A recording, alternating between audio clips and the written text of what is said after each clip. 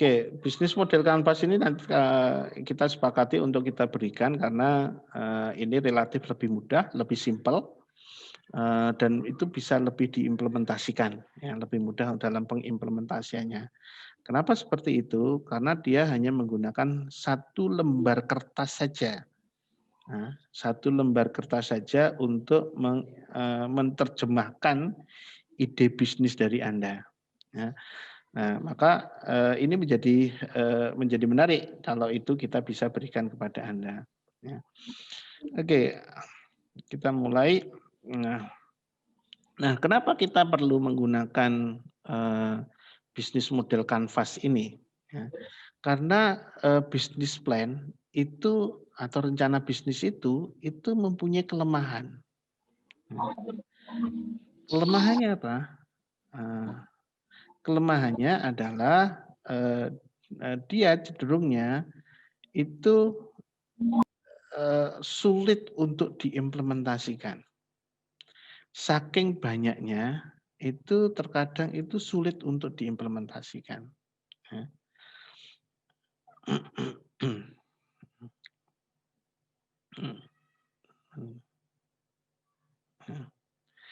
Ya, semakin banyak ya, dia cenderung kalau bisnis plan ini kecenderungannya banyak sekali.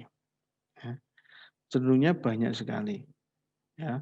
Bahkan berlembar-lembar. Kalau kemarin kita menginformasikan itu adalah sampai 20 lembar. Saya pikir itu terlalu banyak. Ya. Sebenarnya bisnis plan itu sebenarnya cukup 10 lembar atau 5 lembar aja juga sudah cukup itu. Tidak perlu sampai sebanyak sampai 20 lembar. Nah, saking banyaknya rencana bisnis yang dibuat, maka kemungkinan terjadi kegagalan itu ada. Kemungkinan terjadi kegagalan itu ada. Sehingga diperlukan suatu solusi. Ya, solusi untuk menerjemahkan rencana bisnis ini untuk menjadi lebih simpel. Ya. Memang betul bahwa rencana bisnis yang ada saat ini memang sangat detail sekali. Sangat lengkap sekali. Ya, terkadang itu bahkan sampai hasil riset pasarnya itu mereka juga masukkan. Proyeksi keuangan, pemasaran, dan lain sebagainya mereka masukkan. Tetapi akan terjadi kegagalan pada saat eksekusinya. Nah, kenapa terjadi kegagalan? Karena skema bisnis saat ini itu adalah seperti ini. Kita mempunyai ide, kemudian kita buat desain rencana pemasarannya, ya, yang sampai 20 sampai 15 sampai 20 lembar itu, kemudian kita hantarkan, kita lakukan dilakukan sampai ke lapangan, kemudian ke pengembangan selanjutnya. Nah, ada kelemahan di sana bahwa adalah ide ini, ya, ide itu belum tervalidasi. Benar enggak ide itu memang bisa diterima oleh pasar. Ya. Nah, maka inilah nanti yang salah satu memberikan solusi itu adalah adanya bisnis model kanvas ini. Ya. Apakah rencana bisnis yang banyak itu, yang panjang itu, apakah itu salah? Tidak. Ya. Tidak ada yang salah terkait dengan rencana bisnis. Mungkin kontennya saja yang salah ya. Yang salah itu dengan kontennya. Tetapi risiko terjadi kegagalan ini lebih besar. Nah, fokusnya tidak ada, fokusnya kurang. Ini mau ngambilnya mau di mana ini? Itu fokusnya kurang sehingga diperlukan solusi yang lainnya. Nah, apa penyebab kelemahan bisnis plan ini? Ya. Kelemahannya itu adalah pada fleksibilitas. Ya. Adanya fleksibilitas.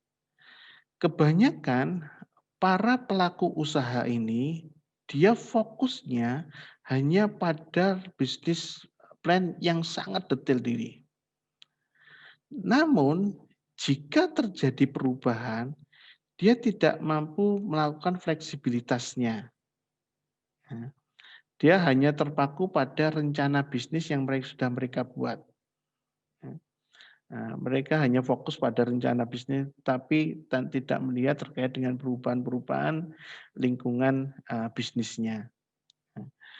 Nah, yang kedua itu adalah validitas ide, yang seperti tadi saya katakan bahwa fasilitas ide ini kebanyakan, ya, kebanyakan bahwa bisnis plan itu tidak melakukan validasi itu. Ya. Tidak melakukan validasi itu. Apakah ide bisnis yang Anda buat itu, ini benar-benar valid atau tidak? Benar-benar diterima oleh pasar atau tidak? Benar-benar dibutuhkan oleh konsumen atau tidak? Nah, maka salah satu bentuk implementasinya itu adalah bagaimana kita harus memvalidasi ide yang kita buat. Nah, kenapa bisnis plan itu kemungkinan adanya kegagalan? Ya. Terkadang mereka itu tidak melihat terkait dengan perubahan-perubahan yang ada di lingkungan bisnisnya, teknologi yang semakin berkembang, perilaku konsumen yang berubah, ya. Kemudian adalah kompetitor yang selalu melakukan perubahan-perubahan, ya, dia selalu melakukan inovasi. Ya. Pasarnya itu dia tidak melihat apakah pasar itu dinamis atau tidak. Ya. Karena pasar ini juga cepat berubah. Ya. Nah, untuk itu maka diperlukan suatu cara, ya, untuk menyelesaikan ini. Nah, ide yang baik, ya, ide yang baik itu adalah ide yang teruji. Ide yang baik adalah ide yang teruji. Kalau ide itu tidak teruji, ya, ide tidak teruji hanya sekedar ide, hanya langsung eksekusi saja, ya, langsung eksekusi saja, maka kecenderungannya adalah ide itu tidak akan pernah berlangsung lama. Ya. Mungkin juga tidak akan pernah terimplementasi. Hmm. Hmm. Contoh ada banyak ide-ide yang saya pikir orang Indonesia juga ide-idenya juga gila-gila gitu. Ya. Contoh misalnya adalah ini apa namanya? Contohnya, aduh saya jadi lupa ini malah. Oke, misalnya adalah beberapa rokok itu. Ya. Berapa rokok. Mereka rokoknya dengan varian macam-macam. Ya. Ada dengan rasa macam-macam. Ya. Mulai dari rasa teh dan lain sebagainya. Tetapi ternyata produk rokok itu tidak, ya, ya, tidak berkembang sebagaimana mestinya. Ya. Orang hanya terpaku bahwa biasanya mereka hanya mencoba sekali, ya sudah mereka akan kembali pada rokok yang lama yang mereka gunakan. Saya bukan berarti meminta Anda untuk merokok ya, saya bukan orang perokok juga misalnya. Ya, ya. Itu adalah salah satu contoh. Ya. Jadi mungkin ide yang Anda tawarkan oke bagus, tetapi tidak bisa berlangsung lama. Bahkan mungkin tidak terimplementasikan. Untuk itu ide itu harus diujikan. Bagaimana cara mengujinya? Ya silakan ditemui konsumennya. Ya. Nah, nah yang kedua biasanya, ya, biasanya suatu bisnis, rencana bisnis itu akan survive jika eee, lang eee, jika terkait dengan kontak dengan konsumen, ya. Ya, tidak ada bisnis, tidak ada rencana bisnis yang pertama kali itu langsung berhasil itu tidak ada. Ya, ya, tidak ada rencana langsung berhasil. Biasanya rencana bisnis itu bermasalah ketika pertama kali berinteraksi dengan konsumen. Ya, ketika pertama berinteraksi dengan konsumen itu biasanya bermasalah. Akhirnya dia harus melakukan perubahan-perubahan terkait dengan bisnis yang dijalankan. Ya. Seperti kita kemarin kita sudah pernah diskusikan bahwa eh, misalnya Yamaha Mio, ya. Yamaha Mio itu didesain untuk cewek, tapi ternyata itu dalam perkembangannya banyak cowok juga yang menggunakannya. Nah, Nah, nah sekarang itu desainnya adalah seperti ini. Ya. Ide itu bukan langsung kepada bisnismen dulu, tetapi ide itu harus dimodelkan terlebih dahulu. Ya. Ide ini harus dimodelkan dulu. Ketika model ini sudah jadi, maka ini divalidasi. Caranya adalah diujikan kepada konsumen kita. Ya, diuji cobakan lah istilahnya, uji cobakan kepada konsumen. Kalau uji cobanya oke, maka bisa dilanjutkan pembuatan rencana bisnis. Tapi kalau validasinya tidak oke, diujikannya tidak oke, maka dia akan dikembalikan untuk mendesain bisnisnya, bisnis model kembali. Nah, contohnya adalah Clash Royale ini. Ya. Clash Royale ini sebenarnya adalah suatu game. Ya. Ini game ini dibuat oleh tim dari Universitas Indonesia. Sebenarnya game ini adalah game untuk pembelajaran, untuk pendidikan. Ya. Ya. Ketika didesain, diuji cobakan adalah dia di-download secara gratis. Ya. Downloadnya gratis. Ya. Kemudian setelah dalam perkembangannya, ternyata ada banyak peminatan. Barulah dia kembangkan untuk versi premiumnya. Baru ngomong versi premium inilah yang baru membayarnya. Ya.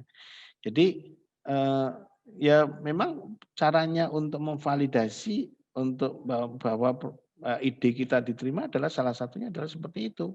Harus berinteraksi dengan konsumen kita dulu. Ya. Oke, nah maka salah satu solusi untuk menjembatani kelemahan dari bisnis plan ini, maka ini dikembanglah namanya bisnis model kanvas.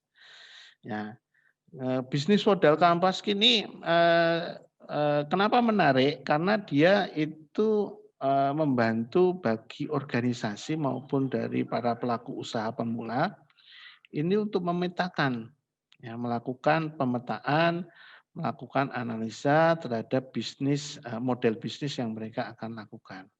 Ya. Nah, bisnis model kanvas ini terdiri dari 9 blok, ya, 9 kotak di sana, ya, dalam memetakan model bisnis. Nah, kenapa ini simpel? Kenapa ini sederhana? Karena hanya ada satu halaman saja. Karena hanya membutuhkan satu halaman saja. Tetapi efeknya begitu luar biasa. Itu memudahkan bagi pelaku usaha dalam mengimplementasikan bisnisnya. Nah, apa saja 9 blok bisnis kanvas ini? Yang pertama adalah customer segment. Kita harus bisa mengidentifikasi siapa konsumen kita. Dan seperti apa deskripsi orang yang ingin kita selesaikan masalahnya. Bagaimana dengan karakteristik mereka? apa yang mereka pikirkan, apa yang mereka rasakan, ya, dan apa yang ingin mereka lakukan. Ya. Jadi kita harus mengetahui yang secara pasti customer segment ini. Pertanyaannya, apakah boleh lebih dari satu? Boleh. Ya. Boleh lebih dari satu. Ya. Tapi nanti kita akan terkait dengan value proposition-nya. Ya. Ya. Seperti yang kita diskusikan beberapa waktu yang lalu, itu bahwa customer segment ini adalah atau segmen konsumen ini jangan hanya memetakan, ya, jangan hanya memetakan kelompok kelompok menjadi pasar Anda, tetapi bagaimana karakteristik perilaku mereka terkait dengan produk tersebut. Kemudian yang kedua adalah value proposition. Ya. Value proposition ini adalah solusi apa yang bisa kita tawarkan kepada konsumen kita. Apa yang kita bisa berikan untuk menyelesaikan solusi yang mereka miliki. Dan apa yang membuat mereka harus memutuskan untuk melakukan, ya, harus memutuskan untuk melakukan pembelian dan pembelian dari nilai produk yang Anda berikan. Nah, yang ketiga adalah channels. Channel ini adalah bagaimana cara yang dilakukan oleh perusahaan itu mengantarkan nilai proposisi ini sampai kepada benak konsumen, sampai kepada tangan konsumen. Kemudian yang keempat adalah customer relationship. Customer relationship ini itu terkait dengan bagaimana cara perusahaan itu berinteraksi dengan konsumennya yang pada akhirnya itu menjaga loyalitasnya, ya, untuk selalu melakukan pembelian. Dan yang kelima itu adalah bagaimana terkait dengan revenue stream. Ya, revenue stream ini bagaimana cara bisnis yang Anda jalankan ini itu menghasilkan uang dan dari mana uang itu didapatkan. Blok yang keenam itu adalah blok key activities, aktivitas kunci. Aktivitas kunci ini adalah berbagai aktivitas-aktivitas yang dilakukan oleh perusahaan dalam rangka menciptakan value proposition. Berbagai aktivitas-aktivitas yang dilakukan oleh perusahaan untuk menciptakan value proposition. Sedangkan key resource itu adalah seberapa besar ataupun apa saja yang harus disiapkan oleh perusahaan untuk bisa menjadi kompetitif dan bisa menciptakan nilai pada produk yang ditawarkan tersebut. Sedangkan yang kedelapan itu adalah terkait dengan key partnership. Key partnership ini adalah siapa saja ya, rekanan kita yang mendukung dalam rangka menghasilkan kompetitif di pasaran. Dan terakhir adalah cost structure. Nah, cost structure ini adalah apa saja yang terkait, ya, apa saja faktor-faktor yang nantinya itu menghasilkan biaya atau membentuk biaya. Nah, ini biasanya didasarkan dari key activities. Ya. Ini dasarnya biasanya adalah dari key activities. Oke, gambarnya adalah seperti ini. Hanya satu lembar. Ya. Hanya satu lembar. Customer segmennya, kemudian adalah value proposition, channelnya, customer relationship, key activities, key resource, key partner, ya. revenue-nya sampai cost structure-nya. Nah, hanya satu lembar ini saja. Jadi tidak perlu Anda membuat rencana bisnis sampai berlembar-lembar, itu tidak perlu. Ya. Nah, bagaimana kita ini mengisinya? Oke. Ya. Nah, kenapa kita memang membutuhkan bisnis model kanvas ini? Ada manfaat dan kelebihan yang didapatkan dari bisnis model kanvas ini. Ya. Pertama adalah fokus. Ya. Fokus dalam hal ini adalah perusahaan ini mampu menajamkan, memberikan kejelasan bisnis model yang mereka nanti akan jalankan. Ya, maka tidak perlu sampai beberapa halaman, sampai buka-buka beberapa halaman. Hanya dipajangkan hanya pada satu halaman saja. Ini bagaimana bentuknya, ini bagaimana ini dijalankan dan sebagainya. Kemudian adalah fleksibel. Fleksibel. Bisnis model kanvas ini mudah untuk dilakukan modifikasi. Ya, mudah untuk dilakukan modifikasi. Hanya satu lembar, ya mudah sekali untuk dilakukan modifikasi. Ya, tinggal kita nanti bisa perbaiki terkait dengan implementasinya. Ya. Yang ketiga adalah transparansi. Ya. Bisnis model kanvas ini bisa digunakan juga untuk mengkomunikasikan dan model bisnis kepada seluruh anggota tim yang ada di perusahaan. Maka dengan adanya ini, maka tim itu akan lebih gampang, lebih mudah. Apa yang nanti mereka akan lakukan di organisasi. Oke, nah, secara umum bisnis model kanvas ini terbagi menjadi 3. Ya, bisnis model kanvas ini terbagi dari 9 blok tadi. Ini bisnis model kanvas ini terbagi menjadi 3, yaitu adalah yang pertama adalah apa yang Anda tawarkan. Ya. Apa yang Anda tawarkan.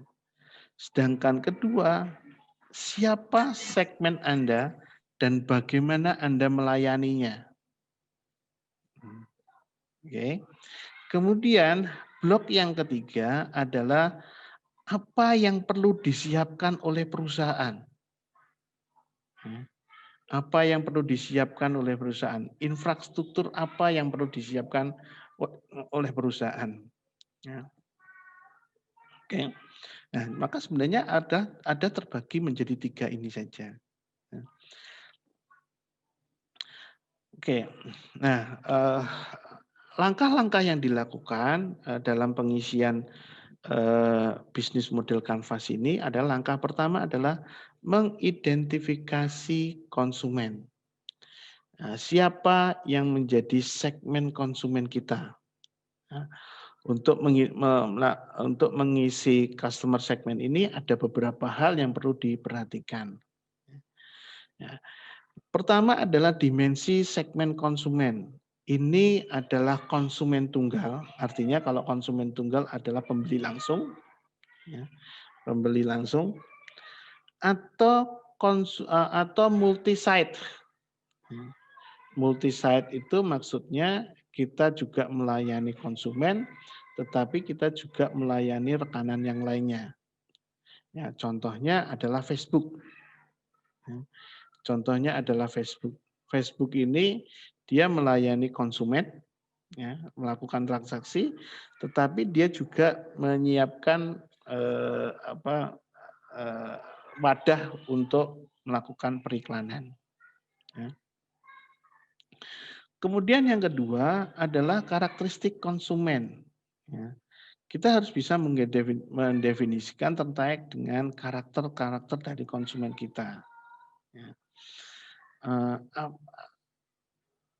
Setiap konsumen itu memiliki permasalahan yang berbeda, maka cara memetakan pun juga akan berbeda. Ya. cara mengimplementasinya pun juga akan berbeda. Nanti akan kita lihat di contoh itu nanti. Ya, jadi setiap konsumen pasti mempunyai kebutuhan dan permasalahan yang berbeda, maka kita harus bisa melakukan melayani mereka dengan sesuatu yang berbeda pula. Ya. Nah, output dari langkah yang pertama ini adalah menghasilkan daftar target konsumen ya, berdasarkan segmen yang berbeda-beda tadi. Ya. Kemudian perlu penjelasan detail tentang karakteristik konsumen tersebut. Ya. Jika memang bahwa konsumen ini terlalu banyak, maka kita bisa ambil yang skala prioritas.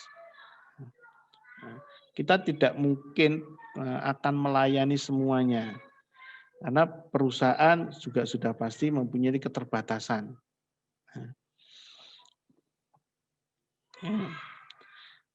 Oke, langkah yang kedua adalah langkah pengisian value proposition. Pengisian value proposition ini harus mempertimbangkan beberapa hal. Yang terutama adalah apa yang menjadi keunggulan dari produk atau layanan yang Anda tawarkan. Apa yang menjadi keunikan, apa yang menjadi sesuatu yang berbeda dari produk atau layanan yang Anda tawarkan. Nah, karena ini harapannya adalah produk yang Anda tawarkan ini nanti akan memberikan solusi bagi konsumen yang akan melakukan konsumsi tersebut. Nah, untuk mengisi value proposition ini ada beberapa hal yang mungkin perlu diperhatikan. Yaitu adalah buat aja, silakan tulis aja sebanyak-banyaknya value proposition yang Anda tawarkan nanti. Yang mungkin itu bisa mengatasi masalah dari konsumen. Akhirnya dari setelah banyak itu kemudian akan Anda harus interaksikan, harus koneksikan dengan customer segment Anda. Enggak, nanti mana dari berbagai banyak value proposition ini, akhirnya mana yang kira-kira sesuai dengan customer segment Anda. Nah, output dari sini adalah adanya daftar solusi. Adanya daftar solusi atau mungkin kalau ngomongnya penyakit itu adalah obat bagi konsumen. Yang ini bisa menyelesaikan permasalahan dan bisa memenuhi kebutuhan dari konsumen kita.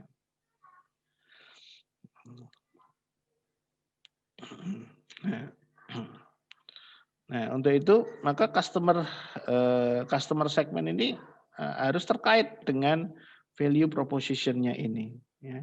Silakan diidentifikasi siapa sih yang menjadi customer segment kita dan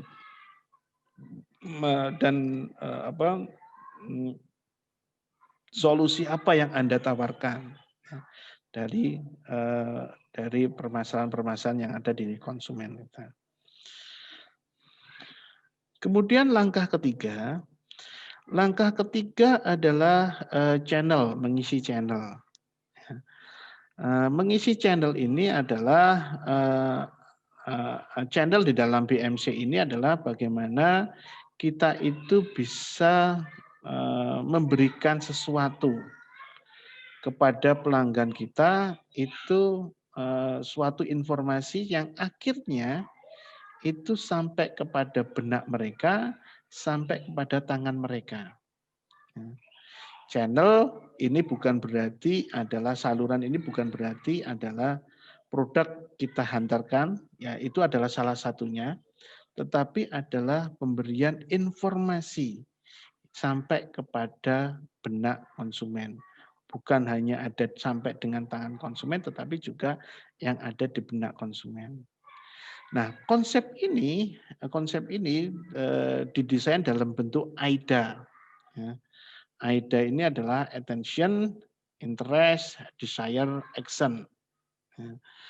Attention itu adalah bagaimana produk yang kita tawarkan itu bisa memberikan perhatian, ya, bisa memberikan perhatian kepada konsumen kita. Ya. Ya beberapa dulu itu ada tree itu kan bagaimana bombadisnya di mana-mana dipasang tiga, akhirnya orang apa ini apa sih maksudnya dipasang tiga, ternyata itu adalah salah satu seluler. Ya. Attention, ya. Kalau produk yang kita hantarkan itu bisa memberikan perhatian. Kemudian adalah kalau sudah memberikan perhatian, bagaimana produk itu bisa menarik bagi mereka. Ya.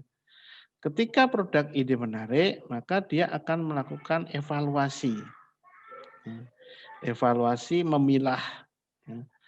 Memilih dan memilah mana yang memang produk ini sesuai dengan kemauannya, kebutuhannya. Baru mereka melakukan suatu tindakan. Ya. Nah, output dari langkah ketiga ini adalah daftar channel, daftar saluran yang penting untuk mendistribusikan informasi dan nilai kepada konsumen kita. Ya. Ya, segmen yang berbeda, maka cara menyampaikannya pun juga akan berbeda. Segmen yang berbeda, maka saluran yang digunakannya pun juga akan berbeda. Nah, kalau terkait dengan bagaimana bahwa produk itu bisa sampai kepada benak konsumen, itu adalah dengan menggunakan beberapa aplikasi kalau kita gunakan sekarang. Itu Anda bisa gunakan Facebook Business, dan di sana ada berbicara tentang periklanan, dan ada Google AdWords.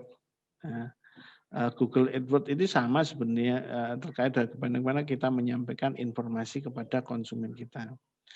Atau mungkin adalah bagaimana mengoptimalisasi dari Google Map. Ya. Bisa aja seperti itu. Nah, atau mungkin kita bisa gunakan media sosial yang lainnya. Yang penting bahwa informasi itu bisa sampai kepada benak konsumen.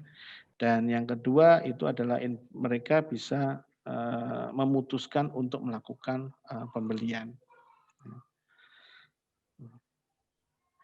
Nah, pada langkah keempat itu adalah langkah customer relationship. Langkah keempat ini berkaitan dengan kebijakan-kebijakan atau aktivitas-aktivitas yang dilakukan oleh produsen, oleh pelaku bisnis, apabila konsumen itu sudah melakukan pembelian. Nah, sehingga pelaku bisnis ini harus memastikan bahwa konsumennya itu adalah puas karena sesuai dengan nilai yang ditawarkan oleh perusahaan. Ada banyak cara yang bisa dilakukan itu. Ya, ada beberapa perusahaan itu menggunakan cara member, ya, membership. Ya. Membership ini untuk mengikat konsumennya. Output dari sini adalah penjelasan tentang bagaimana caranya organisasi itu menjalin hubungan dengan konsumen secara jangka panjang. Bukan hanya sekali pembelian, tetapi mereka berharapnya adalah adanya beberapa pembelian sehingga tercipta loyalitas. Langkah kelima itu adalah langkah apa yang disebut dengan revenue stream. Revenue stream ini adalah bagaimana caranya perusahaan itu mendapatkan pendapatan, dari konsumen yang sudah melakukan pembelian.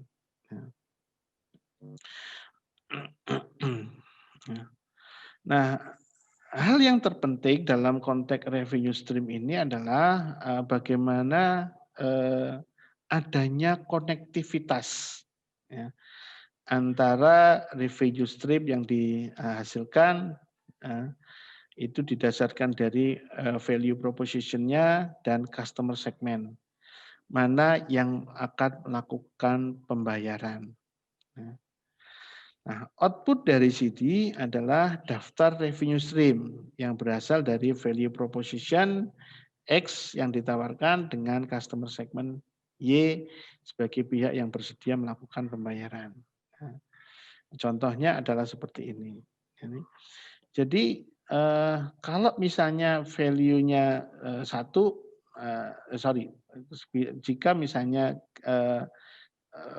konsumen satu ini yang melakukan pembelian, ya, apa yang mereka dapatkan dari perusahaan, nilai apa, manfaat apa yang mereka dapatkan dari mana, sehingga itu nanti akan tercatat di revenue stream ini.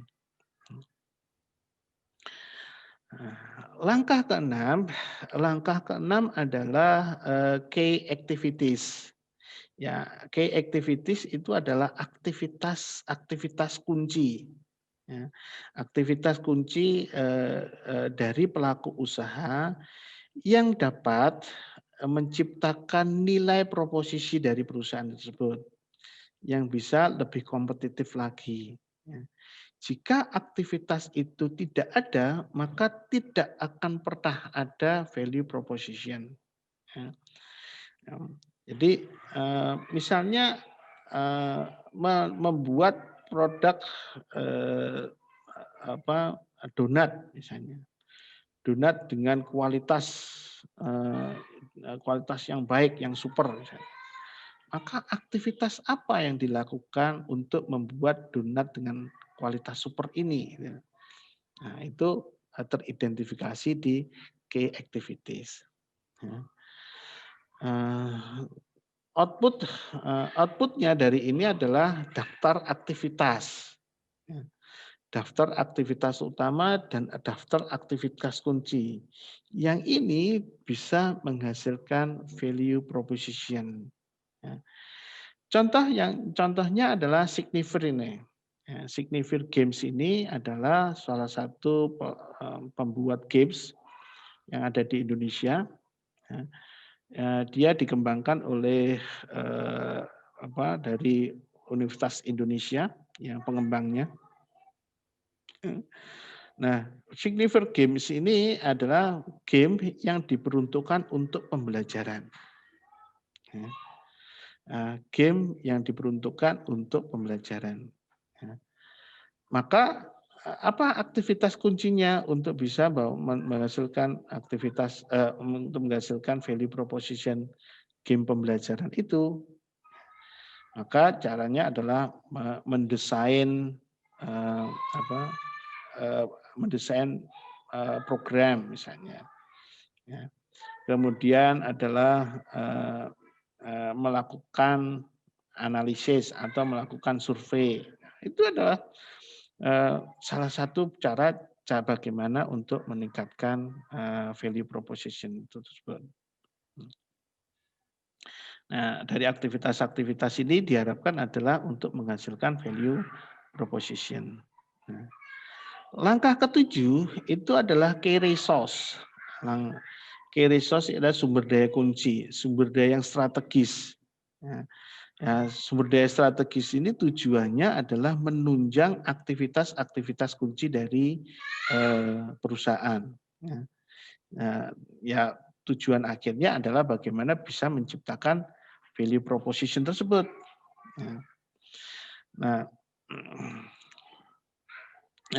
Jika sudah terpetakan key resource ini, diharapkan bahwa bisnis ini bisa berjalan lebih kompetitif lagi dibandingkan dengan pesaing yang lainnya.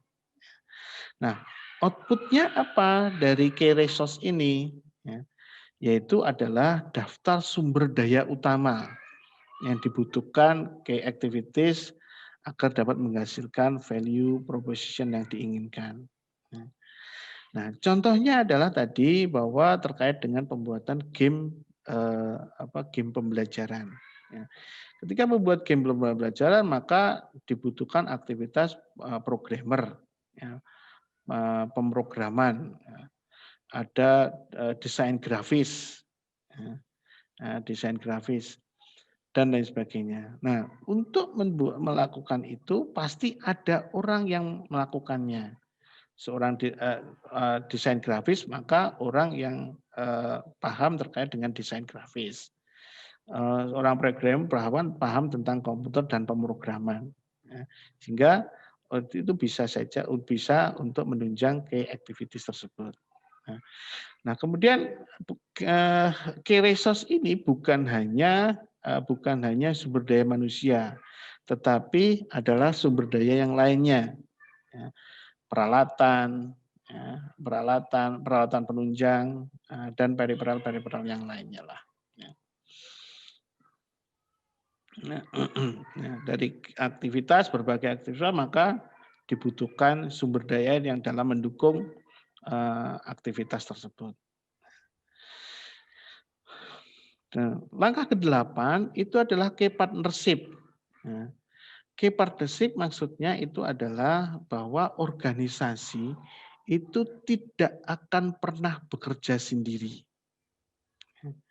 Pasti dia akan mengandalkan berbagai pihak dalam menunjang pekerjaannya. Anda membuat suatu produk tapi tidak ada suppliernya, nggak mungkin. Ya. Anda punya suatu produk tapi nanti tidak ada yang mendistribusikan juga tidak mungkin. Ya. Jadi ada partner-partner yang mendukung, ya, yang mendukung bisnis itu akan berjalan dengan baik. Apalagi di era sekarang, di era namanya era kolaborasi. Ya. Era kolaborasi tidak mungkin kita hanya bekerja secara sendiri-sendiri. Nah, untuk itu key partnership ini yang bagaimana? Key partnership ini adalah bagi pihak-pihak yang mempunyai keahlian, ya, yang mempunyai keahlian dalam bidang tersebut. Nah, output dari sini adalah daftar rekanan kunci di luar organisasi yang dapat mendongkrak dari kinerja key activities sehingga dapat menghasilkan nilai proposisi. Nah, seperti ini, ada beberapa aktivitas, rekanan-rekanan yang itu nantinya dapat menunjang aktivitas kunci dari perusahaan. Nah, langkah yang terakhir adalah cost structure. Cost structure itu kita harus bisa melakukan identifikasi biaya-biaya yang mungkin nanti akan dikeluarkan oleh perusahaan, ya, dalam rangka menciptakan value proposition ini. Ya. Nah, biasanya yang terjadi adalah adanya keterkaitan dengan key activities dan cost structure-nya. Ya, sudah pasti dong. Sudah pasti dong kalau ada aktivitas berarti pasti akan memunculkan biaya. Nah, biaya-biaya inilah nanti dimasukkan dalam cost structure ini. Ya. Nah, ada beberapa hal yang penting untuk diajukan dalam memetakan biaya. Nah, kita harus bisa mengidentifikasi apakah biaya yang dikeluarkan tersebut itu memang benar-benar untuk menciptakan nilai. Kemudian apakah biaya yang nanti dikeluarkan itu berbentuk fixed cost ataukah variable cost. Jika ini perusahaan ini mengalami perkembangan, bagaimana terkait dengan penggunaan biaya? Apakah sifatnya nanti linier, eksposional, atau tetap? Maksudnya linier adalah ketika ada penambahan satu satuan, pasti akan ada peningkatan biaya satu satuan misalnya. Atau eksponensial, ya fluktuatif. Ya. Atau mungkin bisa saja tetap tidak ada perubahan. Nah, output dari sini adalah daftar elemen struktur biaya, ya, yang dikeluarkan untuk membiayai aktivitas-aktivitas kunci tersebut. Ya. Ini tujuannya adalah dalam menciptakan value proposition. Nah, Kalau misalnya kita, kalau kita, perhatikan mulai dari langkah pertama sampai langkah terakhir, langkah kesimpulan, tujuan akhir dari semua aktivitas ini, baik aktivitas pada konteks konsumen maupun pada internal.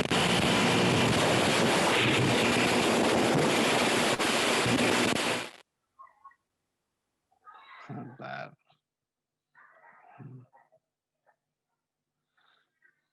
Ya. Apakah semua, itu tujuannya adalah satu, adalah untuk mencapai value proposition-nya. Karena inilah inti dari, bisnis model Canvas itu adalah menciptakan value proposition, sehingga itu bisa memberikan manfaat dan bisa diterima di konsumen, ya.